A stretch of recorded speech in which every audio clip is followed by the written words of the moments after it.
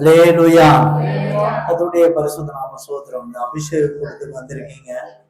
ஆண்டவருடைய சித்தத்தின்படியே வந்திருக்கிற உங்கள் ஒவ்வொருவருக்கும் இயேசுவின் நாமத்தினாலே வாழ்த்துக்களை தெரிவித்துக் கொள்கிறேன். அபிஷேக கூட்டம் ஆவியானவரால் நடத்தப்படுகிற இந்த கூட்டம்.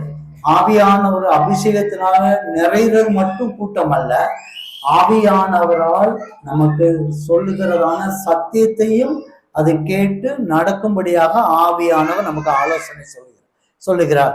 அல்லேலூயா. அதனாலதான் ஆவியானவர் பற்றி சொல்லப்படுது. ஆண்டவர் நமக்கு நம்ம கண்ணை வைத்து ஆலோசனை கொடுத்து வழி நடத்துகிறார். அல்லேலூயா. இதோடைய பரிசுத்த நாம ஸ்தோத்திரம். சத்தியத்தை ஆவியானவர் இன்றைக்கு இந்த அபிஷேக கூட்டத்துல ஒரு சத்தியத்தை ஆண்டவர் தருகிறார். அந்த சத்தியத்தை நம்ம கை கொள்வோமானால் இன்றைக்குள்ள அபிஷேகத்தை ஆண்டவர் நிறைவை ஆசீர்வாதத்தை தருகிறார். அல்லேலூயா. கர்த்தருடைய பரிசுத்த நாம ஸ்தோத்திரம். 1 சாமுவேல் புத்தகம் 10ஆம் அதிகாரம் 6ஆம் வசனம். அப்பொழுது கர்த்தருடைய ஆவி உன்மேல் இறங்குவார், நீ அவர்களோட கூட தீர்க்க தரிசனம் சொல்லி வேறு மனுஷனாவாய். அல்லேலூயா. கர்த்தருடைய பரிசுத்த நாமத்தை ஸ்தோத்திரம். ஆண்டவர் தொடர்ந்து இந்த வார்த்தை மூலமாக, சென்ற வாரம் கூட இந்த வார்த்தை மூலமாக ஆண்டவர் பேசினார். இப்பொழுதும் ஆண்டவர் இந்த வார்த்தை மூலமா ஆண்டவர் பேசுகிறார். இது சாமுவேல் சவுலுக்காக சொல்லப்பட்டதான வார்த்தை. சாமுவேல் என்ற தீர்க்கதரிசி சவுலுக்காக சொல்லப்பட்டதான இந்த வார்த்தை. அந்த வார்த்தையில ஆண்டவர் இப்பொழுது கர்த்தருடைய ஆவி உன்மேல் இறங்குவார், அதே போல இன்றைக்கு நம்ம மேல இறங்க போறார். அல்லேலூயா. அல்லேலூயா. எத்தனை பேர் விசுவாசிக்கிறீங்க? அல்லேலூயா. இன்னைக்கு ஆண்டவர் ஒரு புதிய அபிஷேகத்தை தந்து வழிநடத்த போகிறார். அப்பொழுது நீ தீர்க்க தரிசனம் சொல்லி வேறு மனுஷனாவாய். அல்லேலூயா. இன்றைக்கு ஆண்டவர் நம்மளோடு கூட பேசுற காரியம் என்னன்னா, இன்றைக்கு ஆண்டவர் நம்ம மேல அபிஷேகத்தின் வல்லமை, ஒரு அக்கினி அபிஷேகத்தை ஆண்டவர் ஊற்றும் போது நாம என்ன செய்ய போறோம் தெரியுமா? வேறு மனுஷனாய் மாற போகிறோம். அல்லேலூயா. அன்றைக்கு சாமுவேல் தீர்க்கதரிசி சவுலுக்கு இந்த வார்த்தை சொன்ன பிறகு அந்த வார்த்தையின் பிரகாரமாய் தேவன் வேறு மனுஷனாய் சவுலை மாற்றினார். அல்லேலூயா. நீங்க 9ஆம் வசனத்தை படிங்க. திரும்பின போது தேவன் அவனுக்கு வேற இருதயத்தை கொடுத்தார். அந்த அடையாளங்கள் எல்லாம் அன்றைய தினமே நேரிட்டது. அல்லேலூயா. ஆண்டவர் முன் குறித்ததான இந்த நாளிலே தேவன் மாம்சமான யாவர் மேல என் ஆவியை ஊற்றுவேன் என்று சொன்ன தேவன் இன்றைக்கு அவருடைய அபிஷேகத்தை ஆண்டவர் நமக்கு தரப்போகிறார். அபிஷேகம் பெற்றவங்க இங்க இருக்கீங்க, அபிஷேகம் பெறாதவங்க இருக்கீங்க. அபிஷேகம் பெறாதவங்களுக்கு தேவன் அபிஷேக வல்லமை ஊற்றுகிறார். அபிஷேகம் பெற்றவங்களுக்கும் ஒரு புதிய வல்லமை, புதிய அபிஷேகத்தை ஆண்டவர் தருகிறார். அல்லேலூயா. கர்த்தருடைய பரிசுத்த நாம ஸ்தோத்திரம். அந்த அபிஷேகம் இந்த வாரம் இந்த அபிஷேக கூட்டத்துல தேவன் ஊற்றப்படுகிறதான இந்த அபிஷேகம் வல்லமை என்னன்னா, வேற இருதயத்தை மாற்றுகிறது. அல்லேலூயா. பழைய இருதயத்தை தூர எடுத்துட்டு புதிய இருதயத்தை ஆண்டவர் தருகிறார். இன்னொரு கோணத்துல பழைய மனுஷனை தூர எடுத்துட்டு என்ன செய்யறாரு? புதிய மனுஷனை தருகிறார். அல்லேலூயா. கர்த்தருடைய பரிசுத்த நாமத்துக்கு ஸ்தோத்திரம். ஆண்டவர் ஒரு புதிய காரியத்தை நம்முடைய ஆவி ஆத்மா சரீரத்துல ஒரு புதிய காரியத்தை ஆண்டவர் மாற்றுகிறார். அல்லேலூயா. கர்த்தருடைய பரிசுத்த நாம ஸ்தோத்திரம். இந்த அபிஷேக வல்லமையை நம்ம காத்து கொள்வது ரொம்ப முக்கியமானது. இந்த அபிஷேக வல்லமை வெளியேறப்பட்டதான இந்த அபிஷேகம் பணத்தினாலேயோ பொருள்னாலேயோ வேற விலையுர்ந்ததான எந்த ஒரு பொருள்னாலையுமே இந்த அபிஷேகத்தை என்ன செய்ய முடியாது, வாங்க முடியாது. அப்போஸ்தலர் நடபடியில இந்த வார்த்தை சொல்லப்பட்டிருக்கு. நாங்க காசு கொடுத்து இந்த அபிஷேகத்தை வாங்க முடியுமா அப்படின்னு கேட்டா அப்படிலாம் கொடுக்க முடியாது. அல்லேலூயா. இது பரிசுத்த ஆவியானவர் யார் யாருக்கு கொடுக்கணும் சித்த இருக்காரோ அவர்களுக்கு கொடுக்கிறார். இன்றைக்கு இங்க வந்திருக்கிற ஒவ்வொருவரும், இதை கேட்டுக்கொண்டிருக்க ஒவ்வொருவரும் மேலையும் தேவன் அபிஷேக வல்லமை ஊற்ற போகிறார். எத்தனை பேர் விசுவாசிக்கிறீங்க? அல்லேலூயா. கர்த்தருடைய பரிசுத்த நாம சோதரம். இதுல இந்த அபிஷேகத்தை நம்ம கடைசி வரைக்கும் காத்துக்கொள்வது ரொம்ப முக்கியமானது. இந்த இடத்துல சவுலுக்கு அபிஷேக வல்லமை ஊற்றியாச்சு. அவன் பழைய மனுஷனாகி என்ன மனுஷனா மாறிட்டான்? புதிய மனுஷனா மாறிட்டான். புரியுதா? சவுலு அபிஷேக வல்லமை ஊற்றியாச்சு. பழைய மனுஷன் புதிய இருதயமே புதுசா மாத்தியாச்சு. அவனுடைய இருதயம் புதுசா மாத்தியாச்சு. புதிய மனுஷனாய் கடந்து போயிட்டு இருக்கான். கடந்து போயிட்டு இருக்கும் போது அந்த பாதையிலே அடுத்து தாவீது வருகிறான். தாவீது கோலியாத் என்ற அரக்கனை என்ன செய்யறான்? ஜெயிக்கிறான். அந்த கதை எல்லாமே நமக்கு தெரியும். தாவீது போர்க்களத்துக்கு வந்து கோலியாத் என்ற மனுஷனை ஜெயிக்கிறான். இந்த ஜெயிக்கும் போதுதான் அபிஷேகம் பண்ணப்பட்டதான சவுலுடைய இருதயம் எப்படி இருக்குங்கிறதான் இன்னைக்கு நம்ம பார்த்து இந்த காரியத்துல நல்ல ஒரு தீர்மானம் எடுக்கும் போது தேவன் இந்த அபிஷேகத்தை நம்மளை தக்க வைக்கிறார். அல்லேலூயா. நீங்க சாமியலின் புஸ்தகம் 1 சாமுவேல் புஸ்தகம் 18ஆம் அதிகாரம் 6-9 வரைக்கும் படிங்க. தாவீது கோலியாத் என்ற பெலிஸ்தனை கொன்று திரும்பி வந்தபோது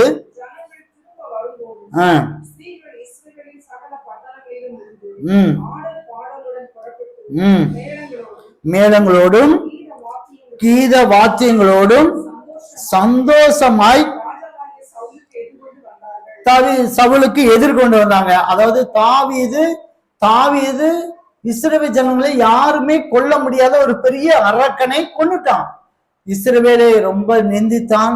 இஸ்ரவேலுக்கு நிறைய நாட்கள் என் கூட வாங்க, சண்டைக்கு வாங்கன்னு சொல்லிட்டு கோலியாத் வரும்போது தாவீது ஒரு வாலிபனா இருந்து மிக அழகாக பட்டையும் ஈட்டியும் வைத்திருக்கிறதான கோலியாத்தை மிக அழகாக கர்த்தராகிய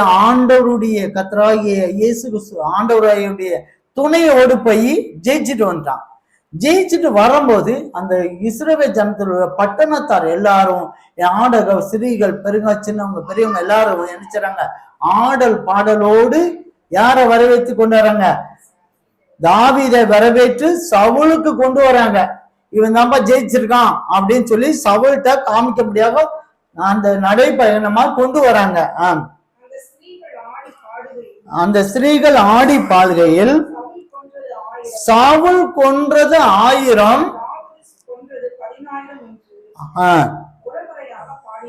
பாருங்க, சவுல் கொன்றது 1000, தாவீது கொன்றது 10,000 என்று முறையாக அடிக்கடி அவங்க என்ன செய்யுங்க மாறினாங்க.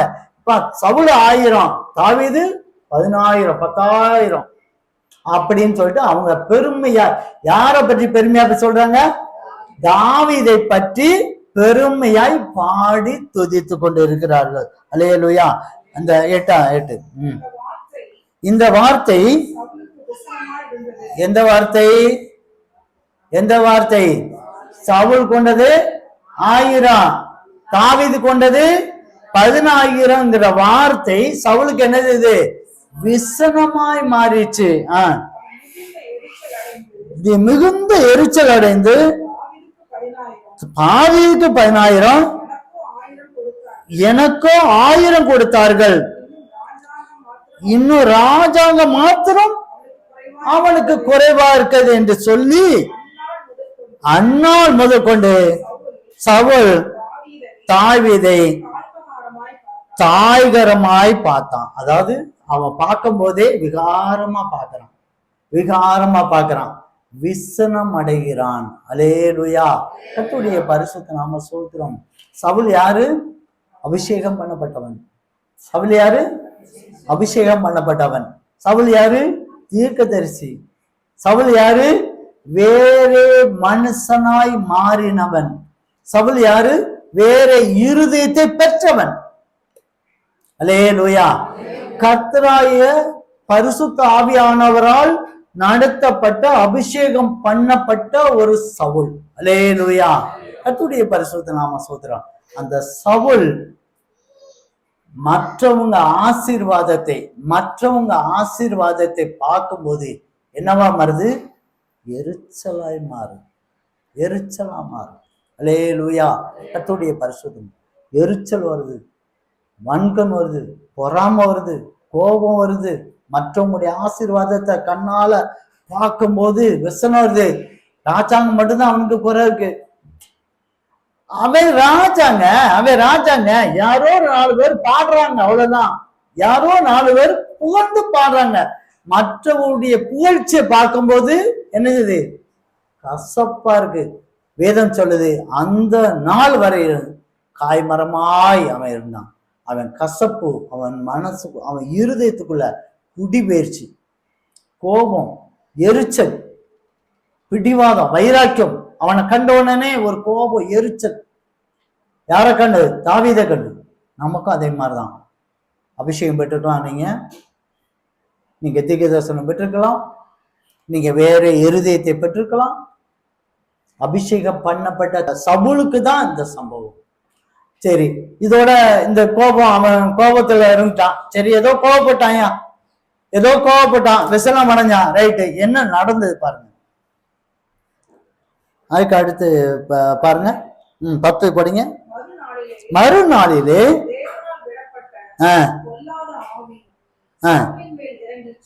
மறுநாளிலே தேவனால் விடப்பட்ட பொல்லாத ஆவி சவுல் மேல என்ன செய்தா? இறங்கிச்சு. அல்லேலூயா, அல்லேலூயா. கர்த்தருடைய பரிசுத்த நாம ஸ்தோத்திரம். அடுத்து படிங்க. அவன் வீட்டுக்குள்ளே தீர்க்க தரிசனம் சொல்லிக்கிட்டு இருந்தான். அல்லேலூயா, அல்லேலூயா. பாருங்க, ஒரு பக்கம் அபிஷேகம் இருக்கு, ஒரு பக்கம் அபிஷேகம் இருந்து அவன் தீர்க்க தரிசனம் சொல்லிட்டு இருக்கான்.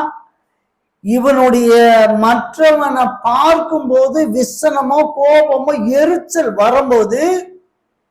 வரும்போது டக்குன்னு என்ன வந்துருச்சு?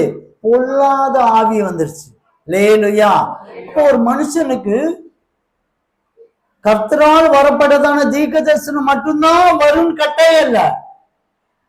நாம எப்பெல்லாம் ஒரு மனுஷன் மேல கோபப்படுறோமோ, எப்பெல்லாம் ஒரு எரிச்சல் அடைகிறோமோ, எப்பெல்லாம் விசுமப்படுகிறோமோ, எப்பெல்லாம் நம்ம முக நாடி மாறும் போதோ உடனடியா என்ன வருது? பொல்லாத ஆவி வருது. புரியுதா? அவன் கோபப்படும் போது எரிச்சல் படும் போது பொல்லாத ஆவி வருது. நீங்க அடுத்து படிங்க. 11 அப்படி படிங்க. சேர்த்து உருவ குத்தி போடுவேன் என்று தீட்டிய அவன் மேல் எறிந்தான். ஆனாலும் அல்லேலூயா. கர்த்தருடைய பரிசுத்த ஸ்தோத்திரம். அப்பொழுது அவன் சவுல் என்ன செய்றான்? வேற வேகம் என்ன வருது? எரிச்சல், கோபம், முகநாடி எங்க போய் முடியுது பாருங்க. நேர போய் கையில இருக்க ஆயுதத்தை வச்சு குத்த போயிட்டான். கொலை பண்ண ஆரம்பிச்சுட்டான். அல்லேலூயா. இருக்கையிலே பெரிய பாவம் என்ன பாவம்? உலகத்துல இருக்கையிலே பெரிய பாவம் என்ன பாவம்? கொலை தான். அந்த கொலை செய்ய ஆரம்பிச்சுட்டான். அவனுடைய ஒரு சின்ன எரிச்சல், சின்ன விசனம், அவனுக்குள்ள சின்ன முக நாடி எங்க போயிடுச்சு தெரியுமா? கொலை செய்யற இடத்துக்கு போயிடுச்சு. அல்லேலூயா. கர்த்தருடைய பரிசுத்த நாம ஸ்தோத்திரம். நீங்க 19ஆம் அதிகாரத்தை எடுங்க. 19ஆம் அதிகாரம் 1ஆம் வசனத்தை படிங்க.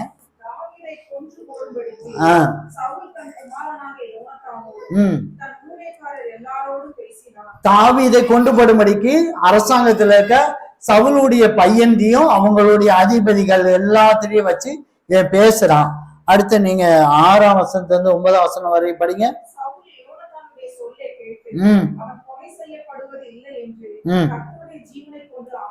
அது யோனத்தான் சொல்றான், இல்ல அவனை கொல்லக்கூடாது, அவன் என்ன செஞ்சான், தப்பு செஞ்சான்னு சொல்லும் போது உடனே யாருக்கு? யோனத்தான் கிட்ட சொல்றான், அல்ல நான் கொல்ல மாட்டேன் அப்படின்னு சொல்லி மாற்றி சொல்லிக்கிறான்.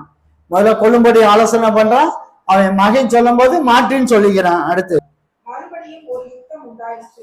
அப்பொழுது தாவீது புறப்பட்டு போய் பெலிஸ்தரோடு யுத்தம் பண்ணி அவர்களுக்குள்ளே மகா சங்காரம் பண்ணவேண்டாம். அவர்கள் அவனுக்கு முன்பாக முறிந்தோடி போனார்கள். இப்போ பயங்கரமா ஒரு சண்டை வருது. யார அனுப்புறாரு? சவுலு தாவீதை தான் அனுப்புறாரு. போய் சண்டை போட்டு ஜெயிச்சுட்டு வந்துடுறான். நீ சண்டை போட்டு என்ன செய்யறான்? ஜெயிச்சுட்டு வந்துடுறான். 9ஆம் வசனம். கர்த்தரால் விடப்பட்ட பொல்லாத ஆவி சவுலின் மேல் வந்தது. அவன் தன் ஈட்டில் உட்கார்ந்து தன் ஈட்டியை கையிலே பிடித்துக் கொண்டிருந்தான். சவுல் தாவீதை ஈட்டினாலே சுவரோடு சேர்த்து உருவ குத்தி போட பார்த்தான். ஆனாலும் இவன் சவுலுக்கு விலகினதினாலே அவன் எரிந்த ஈட்டி சுவரிலே பட்டது. தாவீதோ அந்த ராத்திரி ஓடி போய் தன்னை தப்புவித்துக் கொண்டான். அல்லேலூயா. கர்த்தருடைய பரிசுத்த நாம சோதரம். தாவீதை கொல்லும்படி சவுல் பிளான் பண்றான்.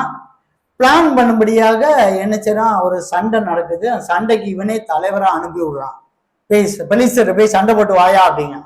சண்டை போட்டுட்டு வந்த உடனே ஜெயிச்சான்னு சொன்னா அவனை என்ன செஞ்சிருக்கணும்? ஒரு ஜெயிக்கிற மனுஷனுக்கு என்ன செய்யணும்? பாராட்டு கொடுத்துருக்கணும். அப்படிதானே? எப்பா பரவாயில்லையே, நல்லா ஜெயிச்சிட்டிய, சந்தோஷம், வாப்பா அப்படின்னு சொல்லி விருந்து கொடுத்துருக்கான், ஒரு பாராட்டு கொடுக்கணும். ஆனா இவன் ஜெயிச்சு நிமித்தமாய் என்ன செஞ்சான்? விசனம் வருது, கோபம் வருது. எப்படா இவன் ஜெயிக்கிறான் அப்படின்னு சொல்லிட்டு திரும்ப ஈட்டி வச்சு குத்த பாக்குறான். அல்லேலூயா, அல்லேலூயா. இவன் ஏன் அப்படி செய்யறான்னு சொன்னா 1 சாமுவேல் 18ஆம் அதிகாரம் 17ஆம் வசனத்தை படி. என் கையில பெலிஸ்தரின் கையே அவன் மேல் விழட்டும் என்று நினைத்து கொண்டு தாவீதை நோக்கி, மூத்த மகளையும் உனக்கு தாரேன், இருந்து அவன் ஏன் தெரியுமா இவன் யுத்தம் பண்ணி ஜெயிக்கும் போதெல்லாம் ஏன் தெரியுமா அவன் உருவ குத்த வந்தான்? ஏன் கோவம் தான் தெரியுமா? அவன் மனசுக்குள்ள இவனை யுத்தத்துக்கு அனுப்பி தாவீதை கொல்லணும்னு நினைச்சான். ஒரு தந்திரம் பண்ணான். தந்திரத்தை பண்ணி கொல்லணும்னு பார்த்தான். ஆனா எல்லா சூழ்நிலையிலும் தேவன் என்ன செஞ்சார்? தாவீதை தப்பித்து விட்டார். அல்லேலூயா. ஒரு விசனமாய் இருந்ததான ஒரு கோபம் ஒரு சகோதரன் மேல அவன் தீங்கே பண்ணலங்க. தீங்கே பண்ணாத ஒரு மனிதன் மேல வர்றதான ஒரு சின்ன விசனம், ஒரு கோபம், ஒரு எரிச்சல் என்னவா மாறுதுன்னு பாருங்க. பொறாமையா மாறுது, வன்கனா மாறுது, தந்திரமா மாறுது, அது கொலையாய் மாறுது. அல்லேலூயா. ஆனா நீங்க நாம எதிர்க்கிற ஒரு மனிதன் அவன் ஆண்டவருக்குள்ளாக இருந்தால் நம்மளுடைய தந்திரங்கள், நம்முடைய செய்கைகள் ஒன்றும் அவனுக்கு பலிக்காது. அல்லேலூயா. அவன் ஆண்டவருடைய பிள்ளை, ஆண்டவர் வேலைக்கு அழகா பார்த்துட்டு போயிடுவார். ஆனா நாம விசனப்படுறதுனால, நம்ம கோபப்படுறதுனால, அபிஷேகம் பண்ணப்பட்டதான நாம, வேற இருதயம் பண்ணப்பட்டதான நாம கோபம் விசனம் பட்டதுனால என்ன நடக்குன்னா பொல்லாத ஆவிகளை நம்ம பெற்றுக்கொள்ளும். அல்லேலூயா. கொஞ்ச நாள் ஓடும். ஆவியானவர் சொல்லிட்டே இருப்பாரு, எப்பா விட்டுருப்பான்னு சொல்லிட்டு. இனி அதுல சவுல் என்ன செஞ்சான் தெரியுமா? கடைசி வரைக்கும் அதை விட்டு கொடுக்கவே இல்லை. கடைசி வரைக்கும் கொடுக்கலையே. தாவீதை விரட்டிக்கிட்டே இருந்தான். தாவீது சொன்னான், நான் ஒரு தெல்லு பூச்சிப்பா, நான் உனக்கு எதிரியே கிடையாது, இனி ஏன்பா தேடிட்டு இருக்க? நான் சும்மா சாதாரணமா ஒரு 100 பேர் 200 பேரோட நான் சும்மா சுத்திட்டு இருக்கேன். ஆனா சவுல் படைபலத்தோட 3000 பேரோடு ராணுவத்தோடு வந்து தேடிட்டு இருந்தான். ஆனா தாவீது எந்த ஆயுதமும் இல்லாம சாதாரணமா திக்கட்டவங்களும் ஏழை கடன்காரங்களோடு கூட சாதாரண பரதேசியா சுற்றி தெரிந்தான். கடைசி வரைக்கும் இறக்கம் பாராட்டல். யார் மேல இறக்கம் வரல? தாவீது மேல இறக்கம் மாட்டார். அல்லேலூயா. இன்றைக்கு ஆவியானவர் சொல்ற காரியம் சொன்னா, உனக்கு யாரு மேலனாலும் கசப்போ, வைராக்கியமோ, விசனமோ, கோபமோ, பிடிவாதமோ ஏதாவது இருக்குமானா இப்பொழுதே தூர எடுத்துருங்க. அது வன்கண் மூலியமா இருக்கலாம், பொறாமைனால இருக்கலாம், தந்திரமா இருக்கலாம். அந்த கிரியைகள் முழுவதுமாய் தூர எடுத்துருங்க. உங்க இருதயத்தின் ஆழத்துல இருந்துங்க. ஏன்னா உங்களை வாசம் பண்றது யாரு? பரிசுத்த ஆவியார். அல்லேலூயா. நீங்க அதை ஒப்பு கொடுக்கல அப்படின்னு சொன்னால், நீங்க அந்த காரியத்துக்கு நீங்க ஒப்பு கொடுக்கல அப்படின்னு சொன்னால், பொல்லாத ஆவி உங்களுக்குள்ள வந்து பரிசுத்த ஆவியானவர் விலகி போவார். சவலை போல மரணம் சம்பவிக்க வேண்டியிருக்கும். அல்லேலூயா. நம்ம சரீர பிராம கூட மரணம் சம்பவிக்காட்டலாம், ஆத்ம மரணம் நமக்குள்ள சம்பவிக்கும். அல்லேலூயா. கர்த்தருடைய பரிசுத்த நாம ஸ்தோத்திரம். நமக்கு ஆண்டவர் ஆசீர்வதிக்கிறார். நம்மளை ஆசீர்வதிக்கிற தேவன். எல்லா மனிதனும் அன்பு காரணம், யாரு மேல கோவப்படக்கூடாது, யாரு மேல பண்ணக்கூடாது, விசனமா இருக்கும். அது அவங்களுடைய குறை. அவங்க கோவப்படுறாங்க, அவங்க ஏதோ ஒரு குற்றம் சொல்றாங்க அப்படின்னா அது அவங்களுடைய குறை. நாளைக்கே கூட துரோகம் பண்ணவே, ஏமாத்தனவே, நாளைக்கே ஏசப்பா மன்னிங்க அப்படின்னு அவர் பாதத்துல விழுந்தானால் அடுத்த நாளே அவன் என்னவா மாறான்? பரிசுத்தவனாய் நீதிமானாய் மாறுகிறான். இயேசுவின் இரத்தத்தினால கழுவப்படுகிற ஒரு மனிதனாய் மாறி விடுகிறான். இன்றைக்கு குறைவுள்ளவன் நம்ம அவனை பார்த்து என்ன செய்யக்கூடாது? பொறாமைப்படவே கூடாது. அது யாரா இருந்தாதான். ஒரு மனிதன் ஆசீர்வதிக்கிறத பார்த்து, ஒரு மனிதன் ஆவிக்குரியதுல வளர்ந்து வரத பார்த்து, பூமிக்குரிய வளர்ந்துறத பார்த்து யாருமே பொறாமப்படக்கூடாது, விசனப்படக்கூடாது, கோபப்படக்கூடாது. நீங்க கோபப்படும் போதெல்லாம், விசனப்படும் போதெல்லாம் பரிசுத்த ஆவியானவர் உங்ககிட்ட தான் வாசம் பண்றாரு. ஆனா அதே இடத்துல யார் வந்துறான்? பொல்லாத ஆவியும் வந்துருது.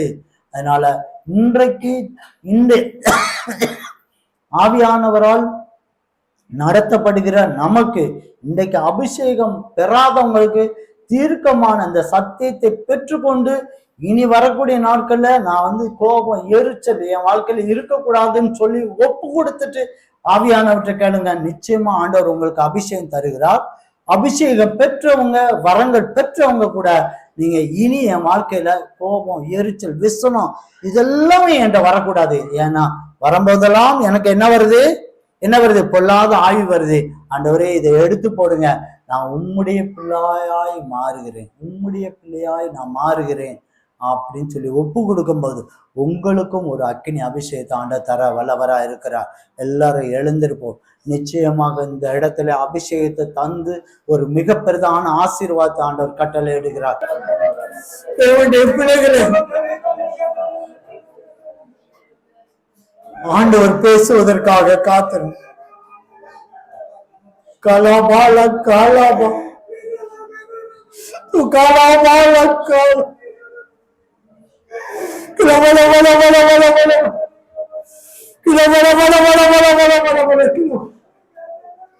என்னுடைய பிள்ளைகளே, இதோ குயவன் கையில இருக்கிற களிமணை போல இருக்கிறீர்கள். என்னுடைய சித்தத்தின்படியே உன்னை உடைத்து வணைந்து எனக்கு பிரியமான பாத்திரமாய் நான் மாற்றுகிறேன்.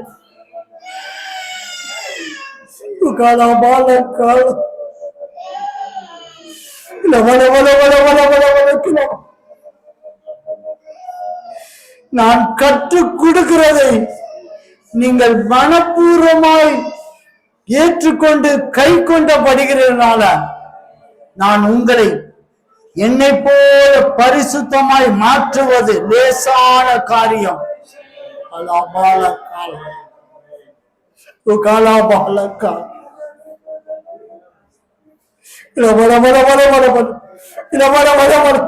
என் சித்தம் இல்லாமல் உன் தலைமயிரில் ஒன்று கூட கீழே விழாது. வெகு சீக்கிரத்தில் நான் உங்களை சாட்சியாய் உலகத்துக்கு சிடர்களாய் மாற்றுவேன் என்று கர்த்தர் சொல்கிறார்.